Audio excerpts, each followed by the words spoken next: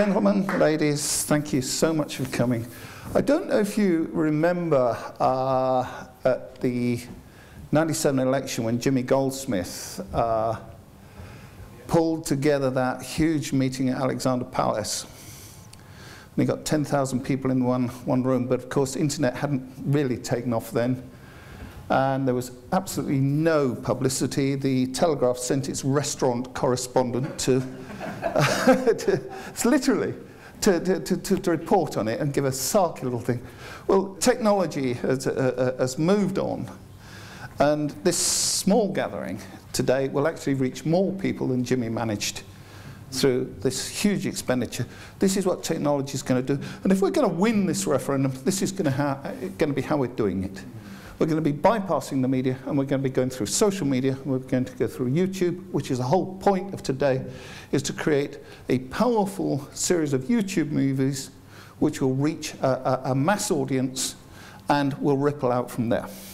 So, before we start, I just wanted to pick up the Telegraph of today, and I very rarely buy the Telegraph these days. When one looks at it almost totally online, when you do at all. But here we have the leader, and you creep down to the bottom of the leader, and I've ringed it. And what does it say? It's talking about voters with a good reason to fear a future outside the EU. To win them over, says this august newspaper, Leave, the Leave campaign, must show that a prosperous alternative is possible, and they need to turn an intellectual proposition into a coherent, detailed plan. Well, hallelujah.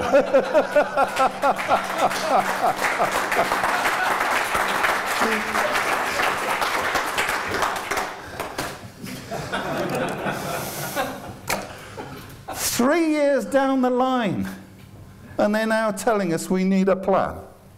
Thank you. Here it is, Flexcit. We've been working on it. It's not mine, it's everybody's. There's probably been about 300-400 direct contributions into this, as we've had it up on site, with people adding to it, commenting about it, arguing about it, and then developing the ideas. And there's people in this room who put in ideas that have shaped it and brought it to the stage it is.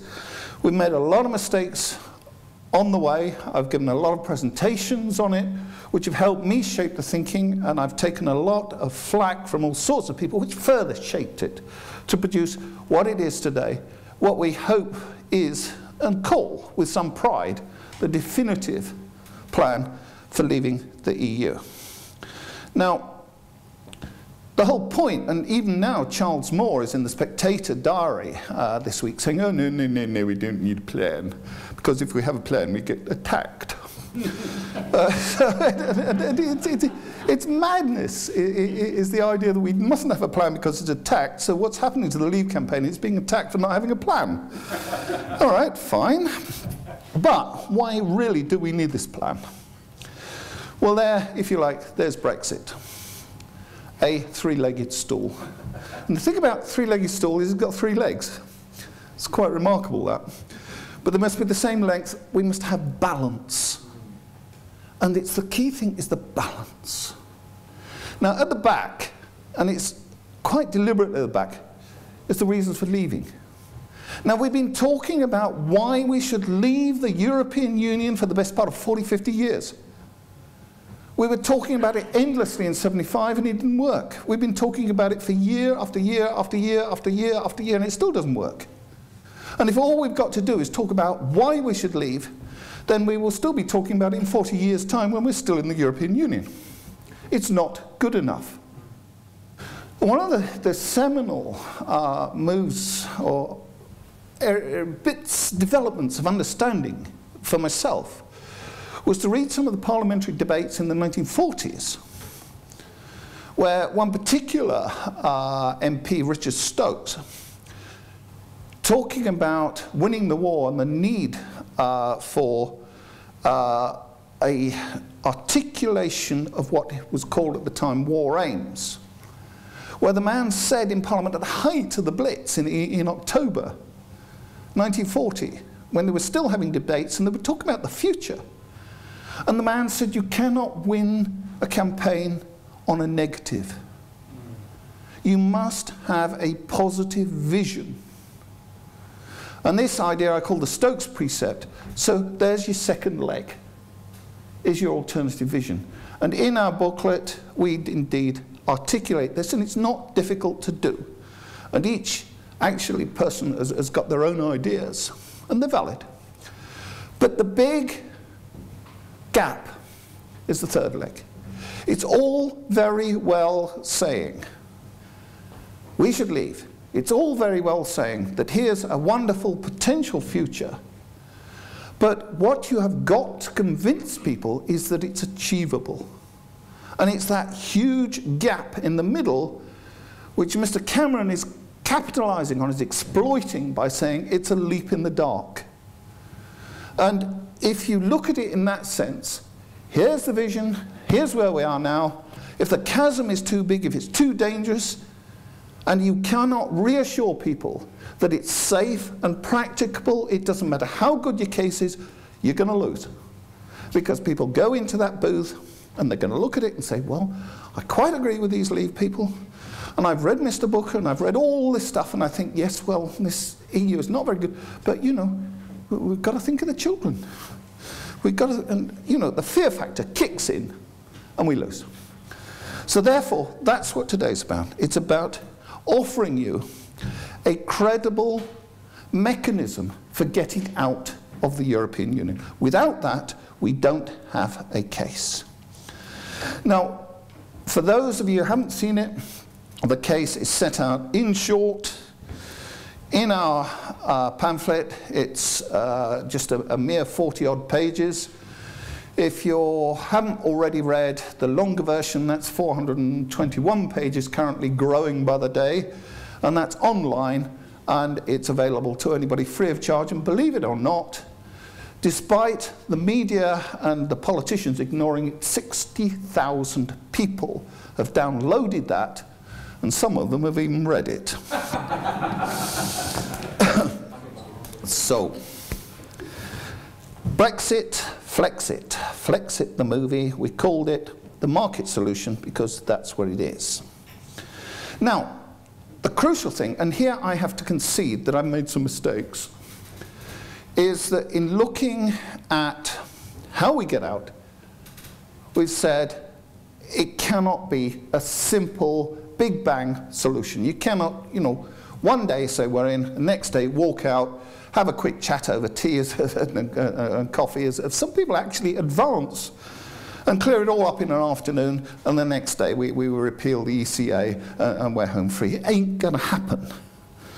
40, 50 years of integration, 9 major treaties, means that we're going to take a long time to actually unravel this closely integrated arrangement, and we're not going to completely clear it for many, many years to come. Now, it was the help of some people in this room, actually, who helped me put it together to eventually develop the idea into 6 stages. And let's just whisk through these 6 stages, and then we'll look at them separately in a little bit of detail. The first is the withdrawal. Now, if I've made a mistake, and I concede that I have, is we've spent far too much time and effort focusing on stage 1. And largely out there, most of the debate, or the such debate that there is about mechanisms, is spent on stage 1. But stage 1 is simply the first part of a process, and actually is the least important, because it is not the end cover, it is only the first step in a long journey. The second of those journeys, if you like, is to deal with the growing problem of immigration and asylum, but they must be separated, and we'll look at why and how shortly.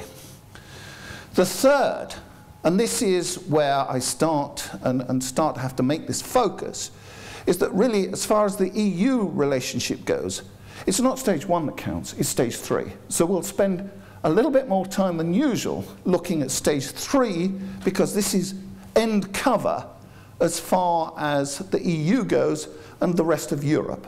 Bearing in mind, of course, that Europe is not the EU, vice versa. Then we come to the 4th. Once we're out, and it's only once we're out, are we able to rebuild our policies, and we'll look briefly at the sort of policies that we can rebuild and why and how. And then 5, we now think globally. We think, let's tackle a moribund, basically collapsing system of world trade. It now costs more to trade on a global stage than it did when GATT started. The whole system is actually failing, and we need to relook at it, and we need Britain in there kicking backsides and getting the thing working. And then finally, we have to say to ourselves, well, all this had happened through MPs giving away our powers. And it isn't their sovereignty, it's ours.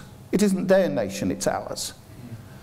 And it's going to be pointless going through all this huge effort and trauma, taking back what is ours, only to have them at some time in the future giving it away again. So we need domestic reforms, we need a new domestic settlement which says never again, which actually puts power back into the people and makes sure that once we are out, we do retain control, and it is going to stay with us forever. And I mean forever. There's very few things you can say that, but I do mean it there. Okay, so there we've got our framework, our 6th stage. Let's start now looking at stage 1. Now, there's a few parameters we've got to look at. And the thing is, and I explain this at length in Big Flexcit, is we're not coming to this as outsiders with fresh sheets of paper looking at a new political situation. We have a lot of baggage. So we can't actually just create a totally new framework. We've got to look at what exists and how we deal with what exists and how we fit it in. Now, the point, and it's a well-rehearsed point, it's well understood. It even came out in Mr. Cummings' Vote Leaves focus groups, that unless you protect the economic situation, unless you protect the economy, and particularly the trading economy, you are going to lose.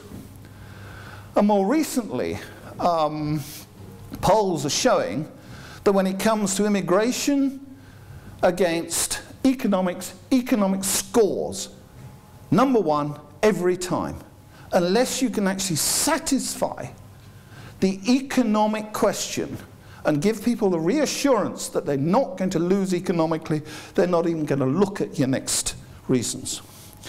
So we've got to protect that, and the second one is that we've got Article 50. Now it may be, and it almost certainly was the case, that our MPs and our ministers passed the Lisbon Treaty without reading it or without understanding it.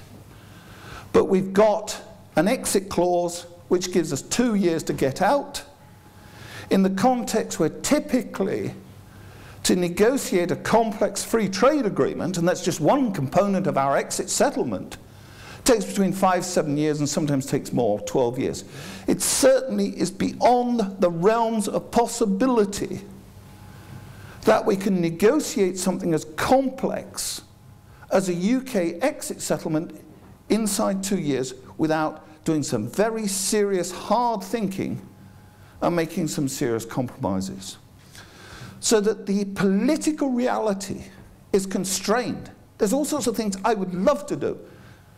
And if it was a question of leaving tomorrow, I'm at top of the queue. You're behind me.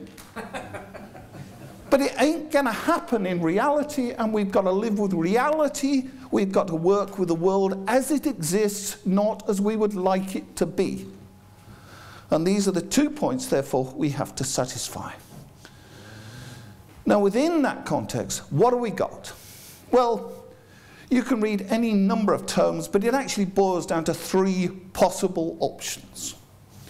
with variations on the theme, but the three heads we're quite familiar with. One is the WTO option, World Trade Organization, relying solely and exclusively on WTA rules. Well, in fact, there is no major economy in the world that relies wholly on WTO rules. Mostly in the documentation it's discussed in terms of a phrase you don't see in the media, but it's WTO beyond is the phrasing that's used. In other words, the WTO is used as the baseline, and then you have a series of separate subsequent agreements tailored to the particular needs of particular countries. We hear people continuously saying, for instance, that, oh, we could work with WTO, with China, with America, because they don't have trade agreements with the EU, which just simply reflects a complete misunderstanding of the situation, where you actually find that China and the EU have 35 separate agreements. And they work well outside WTO framework, way beyond, as the phrasing goes, WTO beyond, to the extent that we could not survive as a trading nation simply using WTO. That says, therefore, we look at bilateral, and this is where Boris Johnson, and I'm firmly instructed that I'm not to call him a moron, so I'm not going to call him a moron. Quite. But he came up with this idea of the Canadian option, but suddenly didn't want the Canadian option, but wants the British option, but cannot tell us what it was. And then we have this amazing speech from Mr. Gove, who tells us that we're going to join this European free trade zone, which exists only in his imagination.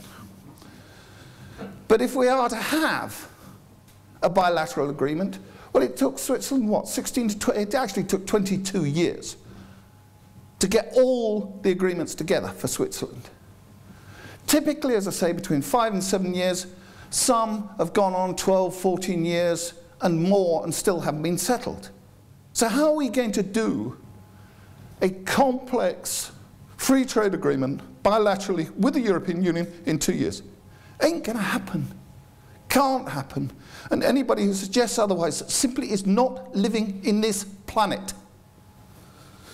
So, where are we going to go? Hey, we are necessarily drawn to the final option, EFTA EEA. Don't like it, it's not good. Norwegians don't like it. The No to EU group detest the EEA agreement. They don't want it. They want a free trade agreement. The Europhiles in Norway hate it because they want to be in the EU, so it's got no friends in Norway. We don't like it. But as an interim option, it gets us out. And I'd sooner be out with all the baggage than to stay in for the next 40 years whinging about how nice it would have been to leave. Hence, I'm afraid that's what it is. Now, I've had all sorts of people sit at meetings saying, oh, well, you have to join EFTA. What happens if they say no? Well, you know, it's the same question, you know, if you want a bilateral agreement, what happens if they say no? It's always a possibility. Well, what you do is you have a cascade fallback, and written into Flexcit, there are fallbacks. There's several fallbacks, so that if we can't get into EFTA, then there's ways out, less optimal, but actually we can live with them. But our primary choice, what we put on the table is we rejoin EFTA. Don't forget we were founding members of EFTA in the 1960s. And then we go through the system and we rejoin EEA. Why? Because it's a template, because it gets rid of all the negotiations over the majority of the issues. So we take it as read, we take it off the books and say, right, let's agree that, full stop, move on. And of course we have to move on because EFTA EEA is not sufficient unto itself. Not least, CAP, CFP are not part of the EFTA agreement, but if you look at the agreement, it's incredibly flexible. So you can add country-specific protocols to the agreement, and pro temp, we can tuck in CAP, we can tuck in CFP, until such time as we've got alternatives. Now again, we're not in magic wand territory. Owen Patterson and I, some years back, sat down and did a serious study on how to bring out a CFP policy. And it took us 2 years just to write the framework for study. And we concluded it would take between 5 and 10 years for a democratic nation to rebuild a fishing policy from scratch, which is what we would have to do. So it's not going to happen overnight. It's a very complex, detailed, difficult thing. Not least, we've got rid of all the research facilities which are actually going to drive the policy, and we'd have to start by rebuilding those. So you can see the sort of problems we have. We're not in magic wand territory where we're suddenly going to find all the answers.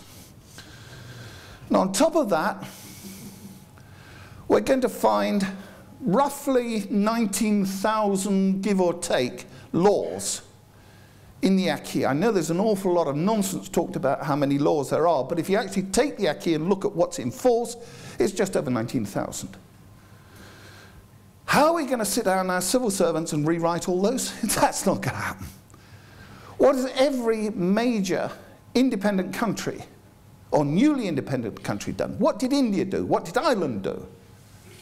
Well, both those examples are very good examples, because when they gained independence, they simply absorbed. They took in all of the law that existed and repatriated it and reenacted it. So that when India became independent, it took in all the British law and said, right, all the British law that was is now Indian law. And then it set up a commission to review the law and overturn, and it didn't, in 1948, it declared independence. It didn't actually set up its commission until 1955. And if you actually go through the law books in India, some of the company law, particularly, which I've been looking at, is still actually the original law that was originally passed in Westminster. So even to this day, they still have British law on the books.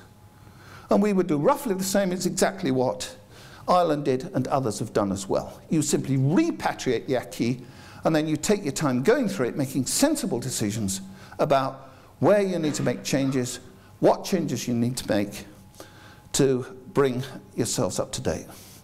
Then on top of that, there's all manner of administrative areas of cooperation, from food safety to maritime surveillance to Galileo, which, you know, we started off hating, but it actually is turning out now to be a reasonable system. But these are the sort of things we've got to look at, and we've got to look at political cooperation in terms of defense, in terms of foreign aid, in terms of foreign policy generally, but cooperation, not subordination. That's the difference. And all of those have got to be settled, and they've got to be settled in 2 years. You're going to be hard at work. Okay.